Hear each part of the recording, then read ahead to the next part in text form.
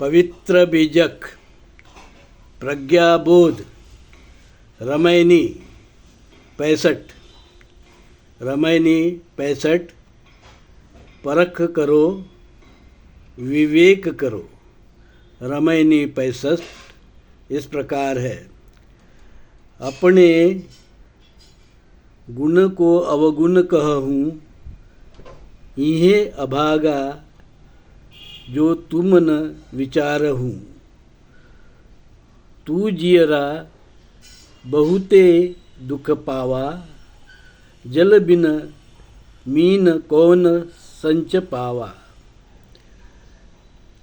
चातुक जलहल आंसे पासा, स्वांग धरे भवसागर की आशा। चातुक जलहल भरे पासा, मेघन बरसे चले उदासा। राम नाम ई है निजु सारा, औरो झूठ सकल संसारा। हरि उतंग तुम जाति पतंगा, यम घर कियहूँ जीव को संगा। किंचित है संपत्ति विधि पाई, हिय न समाय कहाँ धरी छिपाई। हिय न समाय छोरी नहीं पारा, झूठा लोभ किछउ न विचारा। सुमृति किन अपू नहीं माना, तरुवर तर छर छार ही हो जाना। जीव दुर्मति डोले संसारा, ते नहीं सूझे वार न पारा। रमैनी हो गई है। अभी हम साखी पढ़ेंगे।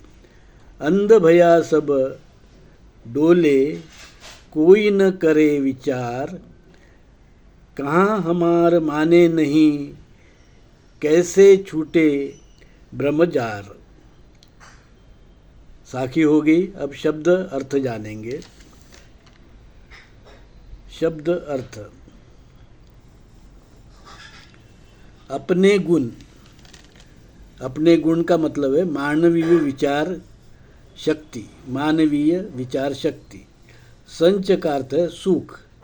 चातुक का अर्थ है चातक पक्षी। जलहल का अर्थ है जलधर समुद्र जलाशय। स्वांग का अर्थ है दानावेश नकल। उत्तंग का अर्थ है तुंग उच्च। यम का अर्थ है वासना। निधि का अर्थ है खजाना। किछउ का अर्थ है थोड़ा। वार पार का अर्थ है समाधान। ब्रह्मजार का अर्थ है ब्रह्मजाल। अब हम प्रज्ञाबोध जानेंगे। प्रज्ञाबोध। धर्मात्मा कबीर कहते हैं, भाइयों हम मानव हैं। हम में कितने ही मानवीय गुण हैं जो अन्य प्राणी में नहीं। उसमें एक प्रमुख है मानव विचार शक्ति। इस विचार शक्ति, विवेक करने की शक्ति, नीर क्षीर परख करने की शक्ति, यह अद्भुत मानवीय गुण है। इस गुण को कुछ लोग अवगुण कहते हैं, विचार मत करो कहते हैं। जो विदेशी वैदिक ब्राह्मण धर्म के वेद और मनुस्मृति में बताया उस विकृत अधर्म को मानो कहते हैं। जाति वर्ण छुआछूत अस्पृश्यता विषमता कैसे धर्म हो सकता है? ये अधर्म है। इस पर विवेक करो, विचार करो, परख करो, कबीर साहब कहते हैं।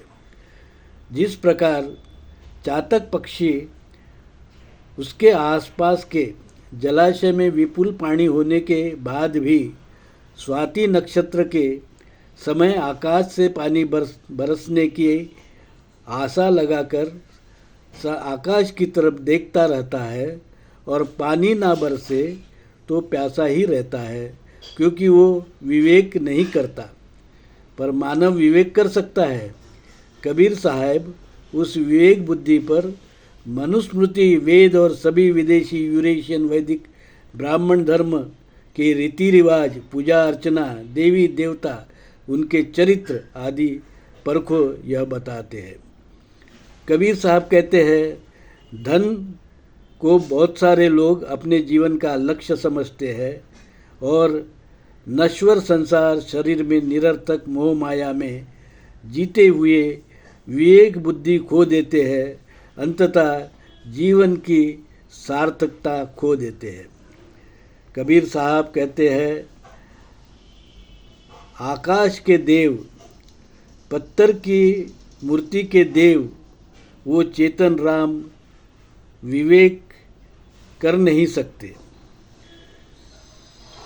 वो आकाश के देव, पत्थर के देव चेतन राम नहीं है, वो विवेक कर नहीं सकते। जो तुम हम में मानव में है, वह चेतन राम विवेक कर सकता है। अच्छा क्या है, बुरा क्या है, सोच सकता है। उस स्वयं में विद्यमान चेतन राम को ही की दी हुई प्रज्ञा बोध की शक्ति को पहचानो।